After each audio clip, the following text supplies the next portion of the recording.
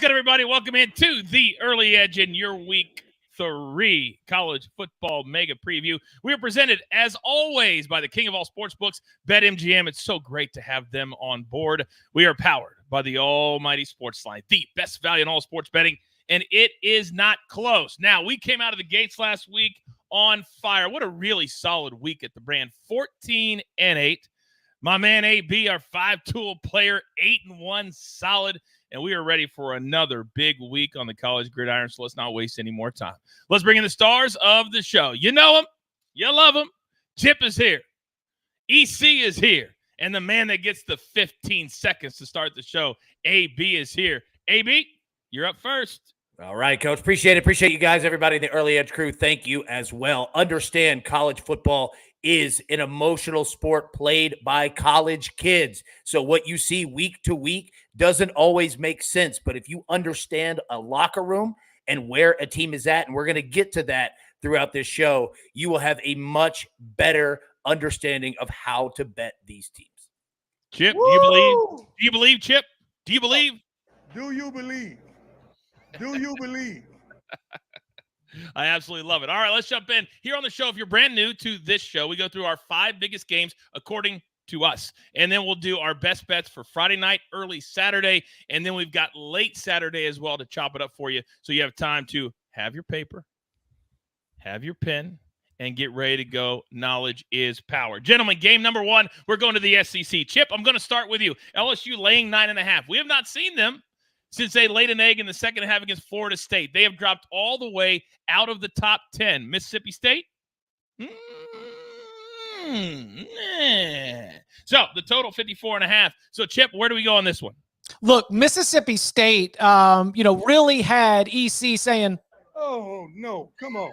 because Mississippi State got outplayed by his beloved Arizona Wildcats last week in Starkville.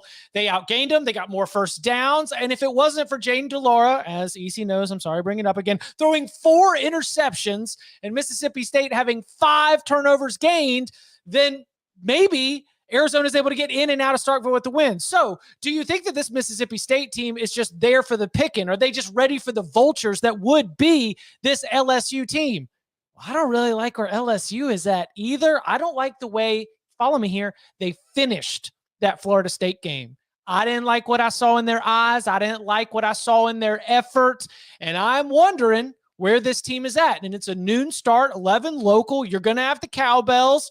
Are they going to bring that fight early? Because I think Mississippi State will show a much improved effort here. They're going to try to bring the fight to LSU. Zero confidence, just a lean. I'd stay away from this one like it was a hazardous waste site, but I'll say Mississippi State plus the points for the show. Look into my eyes. I purposely didn't even mention Arizona until I came to EC. And as I look at my notes, 31-24, they lose last week. And I know that there's nobody that's walking planet Earth that watched every single play of that game except for my man EC. Your thoughts on Mississippi State and LSU? I thought it was a disgusting defeat, as Chip said last week, Coach. It was, horrible. Don't even get me started about overtime, overrules, and replay. Not going there. Let me say this. I came away thoroughly unimpressed with what I saw from the Bulldogs last week. They won the turnover battle by 4, as Chip said, and still barely won. Arizona should have won. I'm going to say that all year. But, hey, maybe FSU is just that good, and LSU just ran into a buzzsaw in week 1. LSU needs any and all style points at this point. I did not like Mississippi State's game plan at all last week. Will Rogers threw like 19 passes? What are they doing against a questionable Arizona secondary? I lean LSU minus 9.5. Let's say Tigers 30, Bulldogs 17. And AB, the only positive I think from LSU losing that early is that they lost that early. But they need to come out this weekend and put the hammer down. Am I right? Yes, sir, you are. And look, what you just said and what Chip just said is absolutely correct. After that Florida State game, no, they didn't look good. They didn't have a good vibe, good energy at all. It was terrible. Brian Kelly even said it after the game. We thought we were who we were last year and we could just walk in and do this. But you know what? Last season, LSU started the year with a loss to Florida State. They ended up winning the SEC West and going to the SEC championship game and one game away from going to the college football playoff. We saw LSU last week against Grambling. Yes, Grambling. They put up 70-plus points, right? I think that LSU comes out and does their business against Mississippi State. Not an official play for me because, like Chip said, be careful with games like this, especially early kickoffs. But LSU knows that it's time to get down to business. So I lean with them with the points minus 9.5. And as EC said, now that they have a loss, style points matter. This isn't the NFL. People vote on who goes to the college football playoff. So the more teams that you blow out, the better it is for you.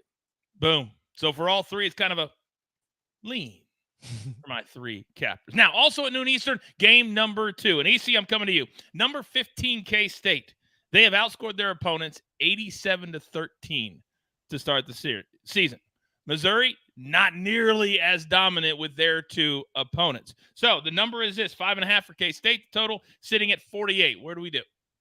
Coach, what we do is we lean towards Kansas State minus 5.5. So last year, Kansas State won 40-12, and Missouri was held to only 222 yards total offense. Now, here's why I like Kansas State. I was big on this Troy team. They went 12-2 last year. Kansas State thoroughly whooped them 42-13 last week. Meanwhile, Missouri just held on to beat Middle Tennessee 23-19.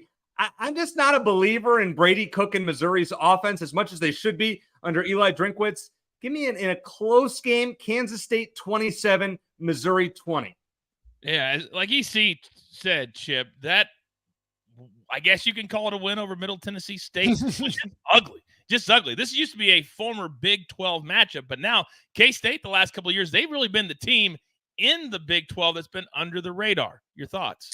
Yeah, Missouri has a good defense. I think they're pretty good against the run. I think they've got players in the secondary that are going to really impress or would impress more if the SEC had any capable quarterbacks. The SEC doesn't. Brady Cook is not one of the capable quarterbacks. And I'm telling you, this line is disrespectful to the reigning Big 12 champs. All right? You mentioned the result last year. This is a Kansas State team that is phenomenal against the run, and Will Howard is the better quarterback. Heck, you drop Kansas State quarterback Will Howard in the SEC, he's the best quarterback in the SEC right away.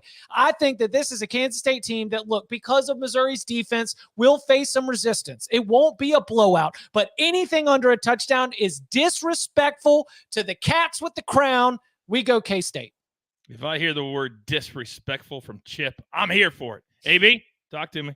Yep. Well, I'll tell you what, Coach, it'd be disrespectful for me to try to top that of what Chip just said. Look, I don't have an official play. I lean Kansas State. There's nothing more that I can add than what Chip just said and how EC broke it down as well. So, look, I roll with Chip on this one. All right. My man Mike in the chat said, finish work early and glad I get to catch this show. Mike, we're glad you get to catch the show, too. We love all you guys, the entire chat, the entire universe. All right, game number 3. And we're going to be watching a little Heisman Trophy candidate that has thrown for, let me check my notes, 859 yards in the first 2 games, 8 touchdowns, 1 interception. Michael Penix Jr. And they're traveling to a Michigan State team in disarray. They're not going to have their head coach. Both teams have come out 2-0, but in 2 completely different ways. AB, let's start with you. Yeah, Coach. You know, when coach is removed from a locker room, there are times that the team in the locker room can rally, right, and come out on fire. This is not that situation. And in fact, this is the complete opposite of that situation. You have players that are shocked. They love Mel Tucker. You have players that are saddened. And most importantly, you have probably half a locker room that is now looking at options in the transfer portal to get out. I am all over Washington in this game. You have one of the best offenses in college football. Give me the 16.5 points. They are going to finally tune this machine and wear Michigan State out. This is a nightmare scenario for the Spartans. Their team, their head is not going to be in this game whatsoever, and Washington has to keep going. Awful situation. Give me the Huskies here. Strong take. Chip, back it up. Dead cat bounce. You guys know about the dead cat bounce? Okay. Dead cat bounce would suggest that you fire a coach, team plays well the next week. And it is a little bit of the, take the temperature of the locker room. What did they think of it? So who got appointed the interim coach? Harlan Bennett, somebody who a lot of the people in that team respect a lot. Specifically, he is the secondary coach, which means I expect the defensive backs to be dialed in this game in a way that is going to be advantageous going up against Michael Penix and this Washington passing offense. Also, we're bringing back Mark D'Antonio, and the word around town that I've heard is calming presence, able to offer a lot of wisdom to the situation. Let me just at least say, again, huge lean here, but let me just at least say that there is a scenario where in between like 7 and 8 o'clock Eastern time, like, wait, what? This game started at 5? And it's on what bird app? What bird app do I find this on? Because those upset games sometimes happen when you'd never quite expect them. They fall below the radar. Not an official play at all, though. I think that Sparty keeping this close and making it interesting has a decent chance of happening. But on paper, this should be all Huskies. It's always difficult when you lay this many points away from home, EC, and you're our Pac-12 guy. Are you a believer in Washington? You bet I am, Coach. I am big on the Huskies, but I have an official play on this game. That is the over 57.5. You talked about Penix, 8 touchdowns and over 400 yards in each of his first 2 games. Threw for 397 and 4 touchdowns against the Spartans last year in a 39-28 win. That's 67 total points. The Huskies were 10-3 over this number last year. 1-1 this year, but it would have been over last week if they had not called the dogs off. Now, Michigan State has dropped 76 points in 2 weeks thus far. The over is 5-1 in their last 6 at home. I just have a feeling this game flies into the 60s. Washington 42, Michigan State 24. Let's take the over. There is nothing I like better than an over in college football. That starts in the middle of the afternoon. This is my sweet spot. This is my sweet spot. So is appearing all over, just like my entire crew does all week long. Where? Snake. Well, you need your sports news anywhere? We've got breaking news to bring you. Then get your sports anytime you want them. Big trade news overnight to discuss. Because we know you need sports all the time. A lot of movement in the rankings this week. A legend adds to their legacy. We're bringing you that breaking news right here on HQ. CBS Sports HQ, anywhere, anytime, all the time. Anywhere, anytime, all the time. I love that new moniker. All right, game number 4. And AB, I'm starting with you, big boy. Number 11, Tennessee, taking on a Florida team that's not even ranked this year right now. Tennessee laying 6.5 on the road, technically, and the total 58.5. Nobody knows Tennessee better than you. Start us off. Yes, sir. And you said that you enjoy college football over as well. This is not the game for you. We're going under 58.5 in this one. Look, the Florida offense under Graham Mertz stinks. It's not good at all. Look, I'm not doubting Florida because they have players on that team. Like, I think that they could pull something out this year. I don't know what that is, but it's not going to be this game. Now, as for Tennessee, they've had a little bit of offensive questions to start the year. Brand new quarterback Joe Milton has a missile for an arm, but you're going to see Tennessee running the football a lot, and Josh Heupel keeping the ball away from Florida and dictating the pace, tempo, and basically whatever that he wants. Tennessee can get to 30 points or more. I don't think Florida can at all. I like Tennessee with the spread, but I love the under way much more. This is going to be a running clock game. Take the under 58.5. Yeah, a little surprising, Chip, that this one is up close to 60 based off of how Florida looked in their start to the season. Your thoughts? Respect for the Swamp, right? I mean, this is a place Tennessee hasn't won since 2003.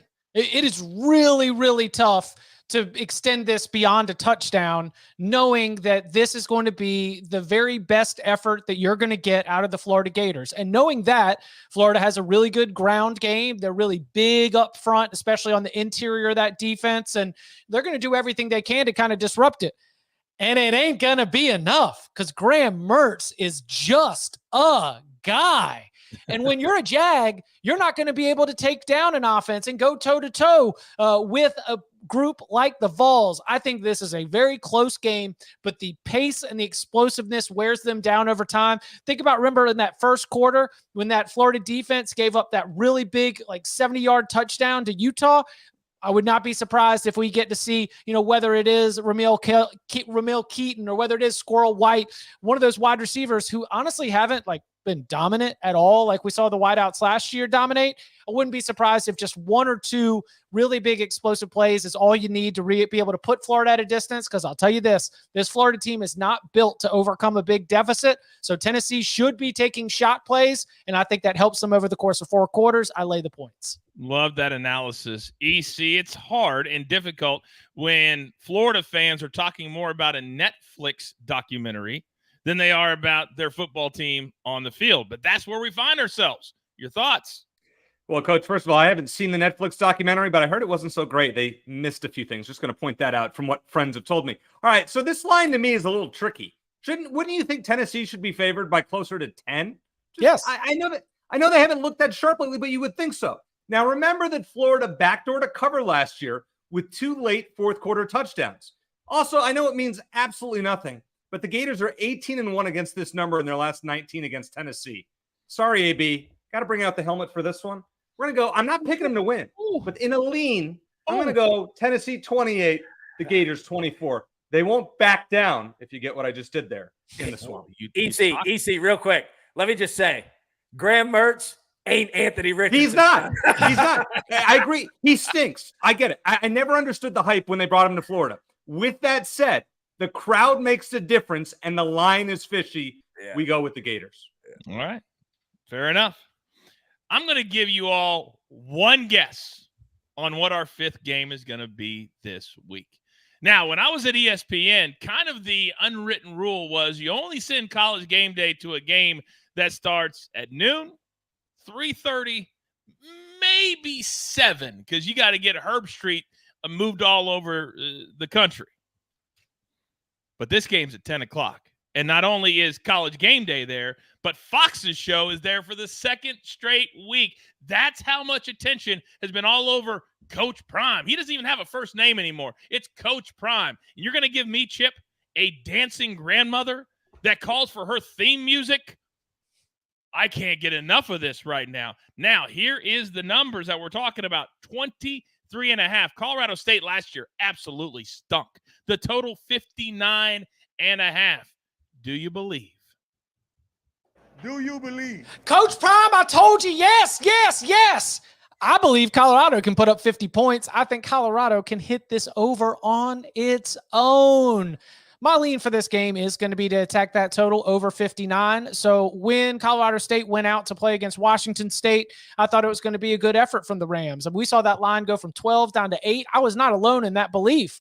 But what did we see? 50-24. And I think that Shedeur Sanders is better than Cam Ward. And I think Colorado's offense is more explosive than Washington State's. And so if Washington State could go put 50 on the board, heck, Colorado can go score 60. So I think Colorado gives up a bunch of touchdowns, and Colorado State, gives up a bunch of touchdowns to Colorado. And if all we need is 10 to 14 points from the Rams, well, guess what? That is an air raid based Jay Norvell coached offense that put on a couple of backdoor, not covers, but at least make it closers against that Washington State Cougars team. They've had a week to prep for it. So yeah, give me over the total as a lean. This is why I love that play, Chip, because if you watch all the videos of Coach Prime this week, they scored 36 last week, and he wasn't happy with the offense. He also wants to be in the national title picture. That may sound crazy, but to do it, you've got to dominate games like this and put up as many as you possibly can when everybody is watching. Am I right? Do you agree with that? Yeah, I mean, it's kind of his nature. Everyone's watching everything with him. That dude is on 24/7. We have never seen an we haven't seen an individual be the head coach of a college football program that takes up this much oxygen. And I don't say that critically. It's just everyone is watching everything, and it's really, really unique to the sport. It really is, and I think it's great for the sport. Let's loosen it up just a little bit. Now, AB, I'm going to come to you next because you're kind of the king of our first quarter plays, our halftime plays, and you love the Buffs to come out fast in this one, don't you? Yes, sir. We are going to take official play here. Colorado first quarter -6.5. And I will tell you why. All right. We spoke about energy and emotions in college football, and I feel like we have our fingertips on the pulse of Colorado. Last week, we said Colorado, Nebraska, go way under because Colorado's riding that high and they're going to come down and come out flat. They absolutely did that. There were, 6 points scored in the first half, but Colorado, they got it together, scored a bunch in the second half. That's why Deion all week, I know he has been on his team's rear and saying, we have to start fast. We have to score right out of the gate. And that's exactly what they're going to do. Colorado State is going to be in trouble right from the beginning of this game. And Chip spoke about Deion Sanders taking the oxygen out of the room, liking the spotlight. Let me tell you who Deion Sanders is. All right. And coach, it's somebody near and dear that you know and have worked with very well. He is just like Vincent Kennedy McMahon, because when the lights come on, my boy, he ain't nervous one bit. He wants it. He relishes in it and says, give me all of it. Whether you love me, whether you hate me, I'm going to show out and you're going to get the best possible product. Deion and Colorado come out flying right out of the gate. You didn't make me, so you can't break me. Oh, that's one of my favorites. Now, we've got the total.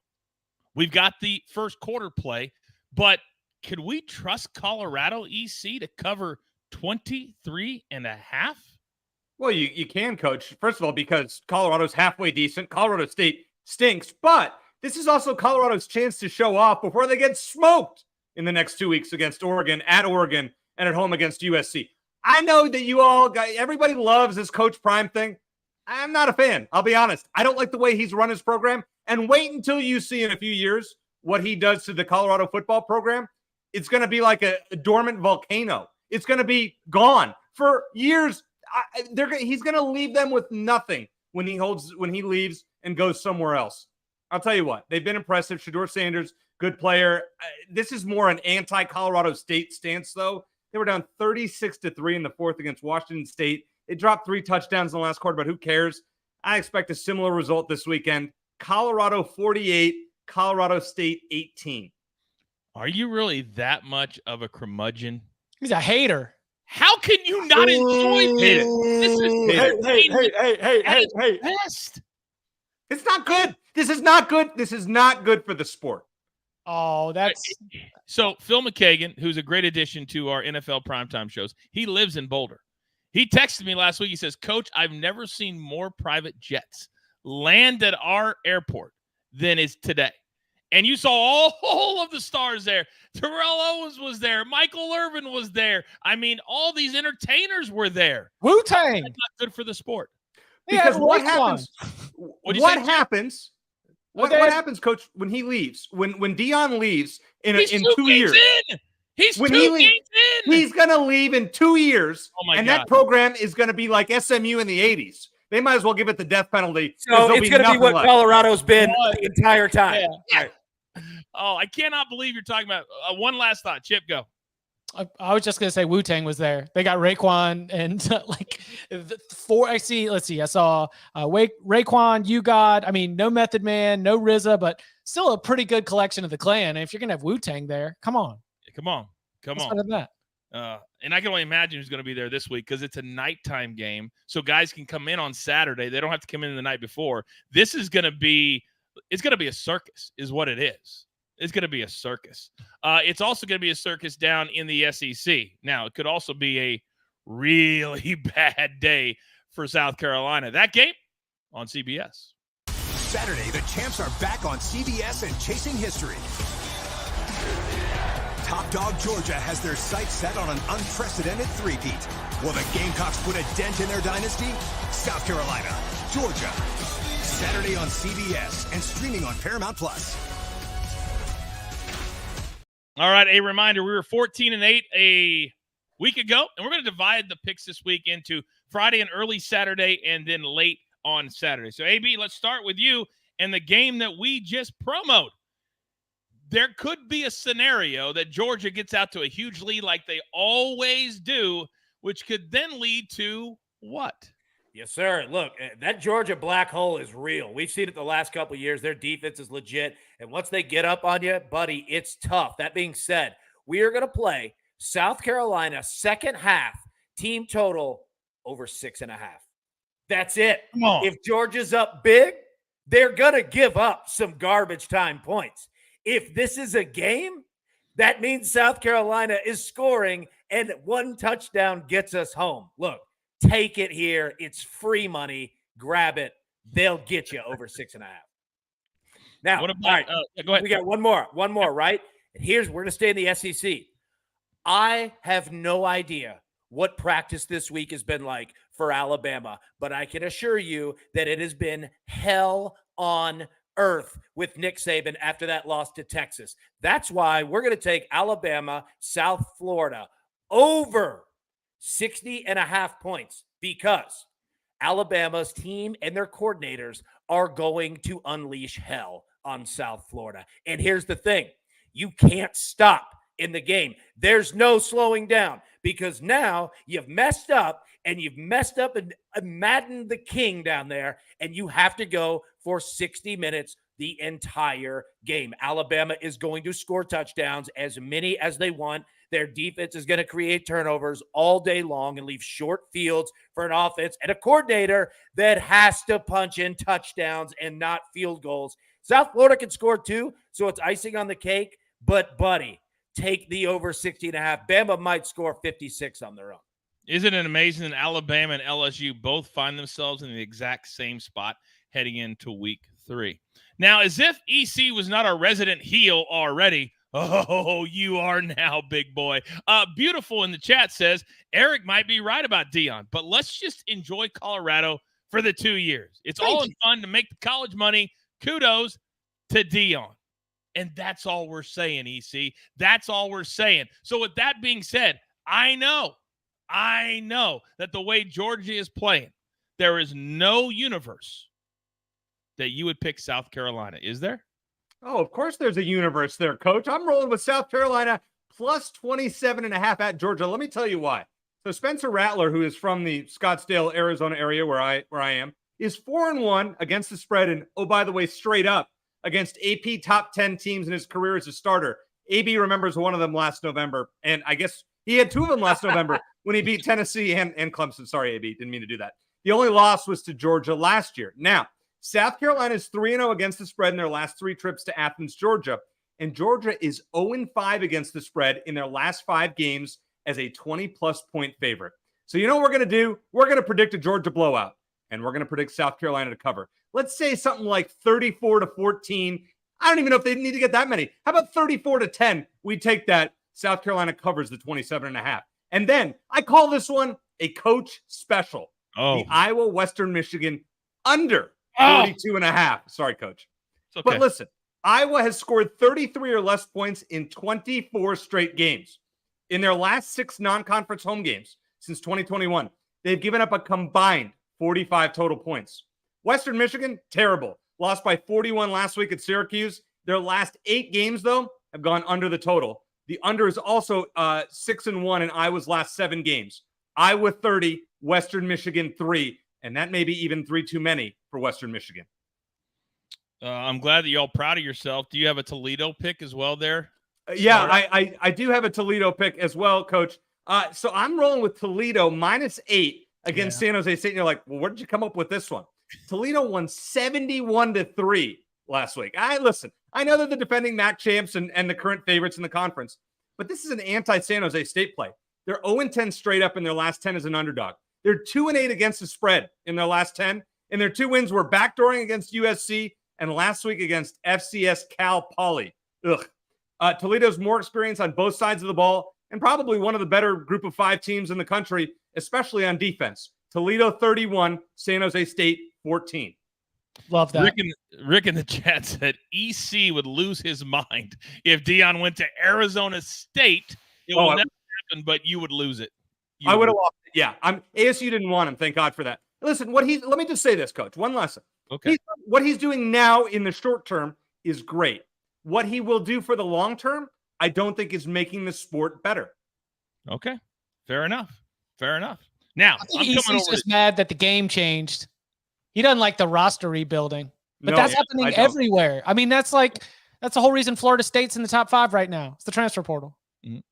Once Arizona starts to get Yeah, that's not going to happen. We got a All few. right, We got a Chief, few. Let me come to you because we've got a dicey situation here. A very, very dicey situation.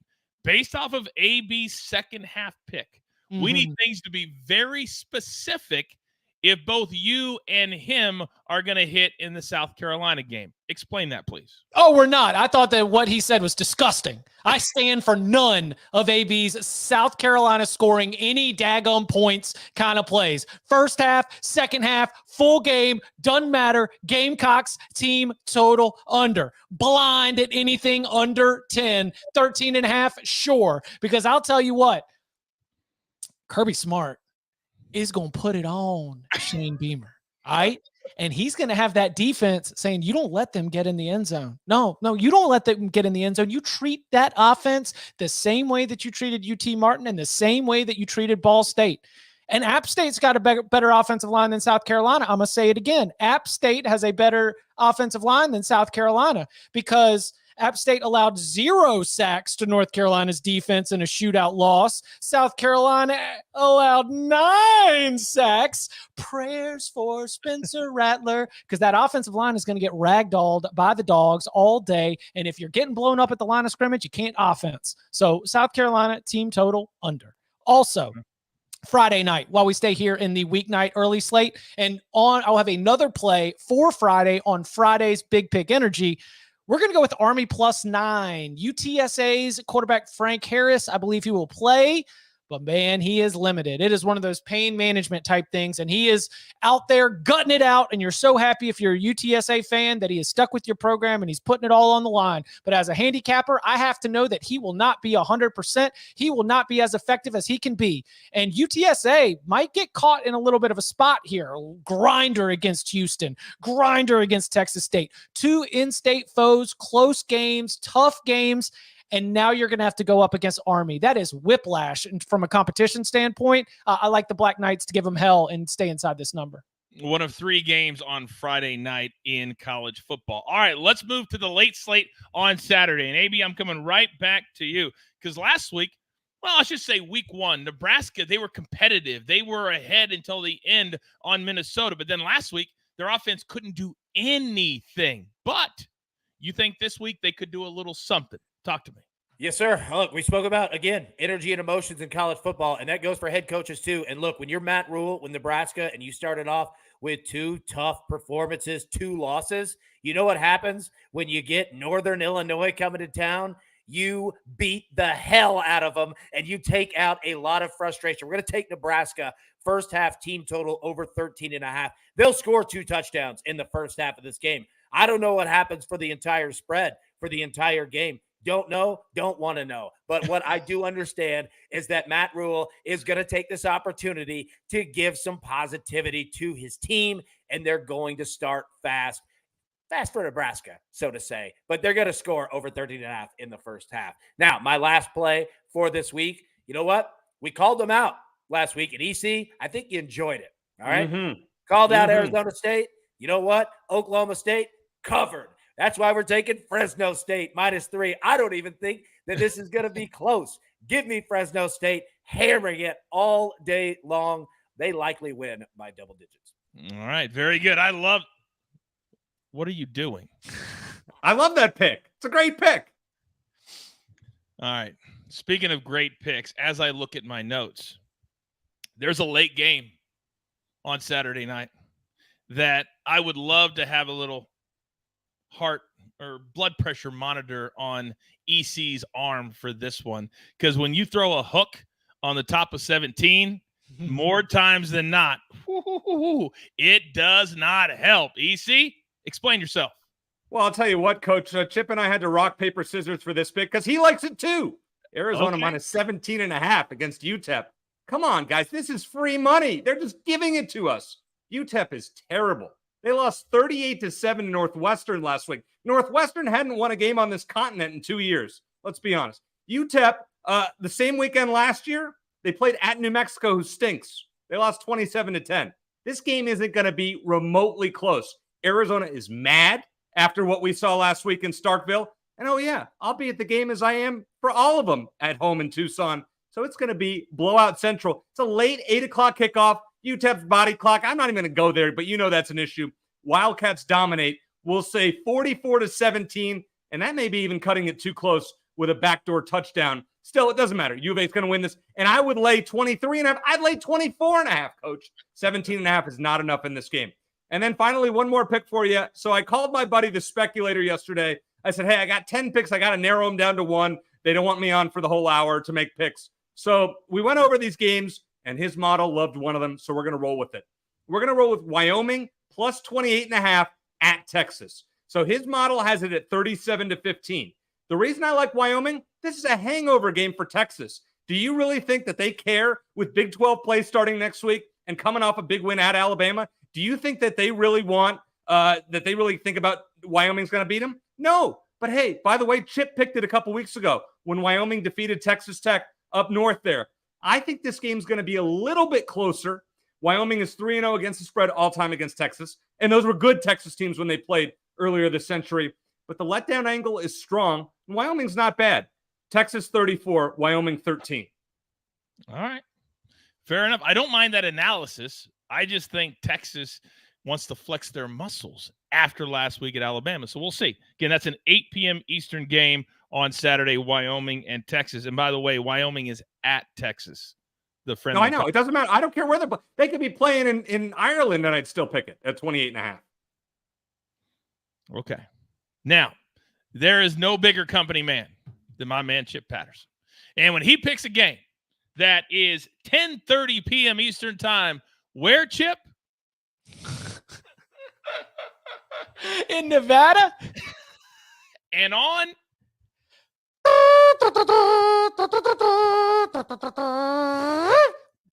Mothership CBS Sports Network. Then what do we do? Where do we go? You're up. All right, we're going to go with a blind fade of the Nevada Wolfpack, 2 words, until proven otherwise. This is the 133rd team out of 133 FBS teams. It is not even close. And as we saw, for those of us who were wanting every single touchdown on that Friday night over, this Kansas offense hums as Jalen Daniels returns to the lineup. So, yeah, I'm very much looking at all opportunities against Nevada until the numbers catch up. If you want to throw a Kent State into this mix, if you want to throw Arkansas State into this mix, their opponents this particular week, I didn't feel as confident in as I do Kansas, but the bad teams, the really bad teams, the numbers will take until about week 5 or 6 to catch up. Blind fade the bad teams, baby. And today we've got Kansas on our plate. Do you have, I think you validated. I would just love to hear your take since EC threw you out there that you're also like Arizona. Yeah, this is a spot where when you come off the heartbreaking loss that they had in Starkville and you face another, hold on, who else is on my fade list? Oh, UTEP's on the fade list too? Oh, boy. Yeah, UTEP's bad.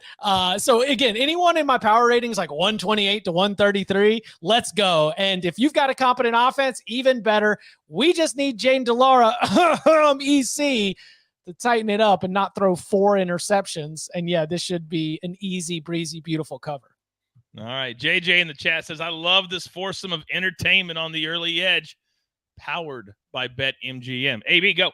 Yeah, real quick. First off, that was a nice, easy, breezy, beautiful cover girl right there by Chip. Nice job on that one. And I like that EC has now started giving us his final score picks. That's a real treat for everybody. Take him to the bank, AB. That's what they got to do. I thought I had to change it up after my disappointment of the last couple of weeks. Got to try something different. Final score picks it is. Hey, EC, it takes a lot of talent to have 52 points at halftime and not cover a 68 over. I mean, a lot of talent. I mean, it's hard to do, but you pulled it off. I did with a coach that likes to run up the score too. It's amazing how there are no points in the third quarter of a game that's 49-3 at halftime. Unbelievable. So you can sign up for SportsLine, get full access to the SportsLine simulations done 10,000 times by the best in the business, or you could just get a score from EC. Yeah, exactly. I think I'm going to go with SportsLine. And along those same lines, I'm going to do you a solid right here, right now. Use the promo code COACH, and I'm going to give you 60% off your first 3 months. We're already into September, so that goes into October, into November, into December, almost to Christmas time. Then after that, we're really going to gouge you. $10 a month. We want to build the biggest universe in America. So we're all playing together. And as always, odds provided by BetMGM. All right, gentlemen, as we recap, one line for each one of your plays. Grab your paper, grab your pencil. Courtesy of the Snake. Chip, let's start with you. All right, Kansas State, disrespectful. It's the reigning Big 12 champs. Missouri can't score. Tennessee, come on. You're just looking at a streak. You're not looking at the teams. Graham Mertz can't score. Army might be catching UTSA with the bum quarterback and tough spot in the schedule. South Carolina can't score because they can't block. And Kansas, fade UTEP, Jalen Daniels, Heisman, dark horse. That is how you do it. EC, you're up next. Fade San Jose State, roll with Toledo -8. UTEP is terrible, as Chip said earlier. My Wildcats cover by 17.5. They win by 30. I'll go with Wyoming, plus 28.5, letdown game for Texas. South Carolina, I know it's risky. We're getting almost 4 touchdowns, 27.5. I think they could score twice and cover at Georgia. It's in a coach special, the Iowa Western Michigan under 42.5, and nothing can stop the Michael Penix train right now. Roll with the Washington Michigan State over 57.5. AB, talk to me. Yes, sir. Colorado, first quarter, -6.5. They call him prime time for a reason. Washington, -16.5. Michigan State, fade City. Fresno State, -3. See Michigan State. Arizona State, fade them as well. Tennessee, Florida, under 58.5. Way more rushing than people think it will be. Alabama, South Florida, over 60.5. Pray for the Alabama players this week and pray for the South Florida players this weekend. South Carolina, second half, team total over 6.5 against Georgia, 1 touchdown. Nebraska, first half, team total over 13.5. Matt Rule finally gets this thing on board. I absolutely love all those picks coming off a 14-8 week. Now, Zach in the chat says, what's the challenge for EC to host one of these shows? I think that's something we're going to have to come up with the next couple weeks. Maybe a little game that we can play. And then if you win, you get to host one of these shows. I wouldn't be worried if I was you. All right, all of you know I like to end every one of my specialty shows asking my guys, what's the number one most important thing they're looking to for this week, week 3 of college football? Use it for this week or into the future. Chip, let's start with you. A lot of ranked teams are favorites on the road this week. We say that this week has no headliner games. That means there's someone sneaking around the corner. You're going to get got. Who's it going to be? We'll find out this weekend. AB. Yep, I mirror exactly what Chip said, because couple that with a lot of these teams are starting conference play, and that can be trouble. So pay attention to that. Chip's absolutely right. EC, bring us home. These games this week stink, let's be honest. Is there anything really that exciting? I'm looking forward to next week. What do we have, like 6 or 7 matchups of ranked versus ranked teams? And that's the week of college football.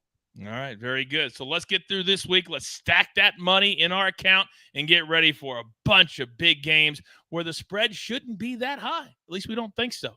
What a really solid show today. So thank you all for taking the time in the middle of a Wednesday. We certainly do appreciate it. And with all that being said, there's only one thing left to do. And I believe you all know what that is. You've got your marching orders. Let's take all of these college football tickets powered by BetMGM straight to the pay window. For my entire crew, Lobo, EC, AB, my man Chip, Snake always behind the scenes doing the hard work, making the show look like $1 million. I am simply the coach, trying to keep this train on said track. We grind for you so we can win with you. It's truly what we're all about right here at the Early Edge. Good luck.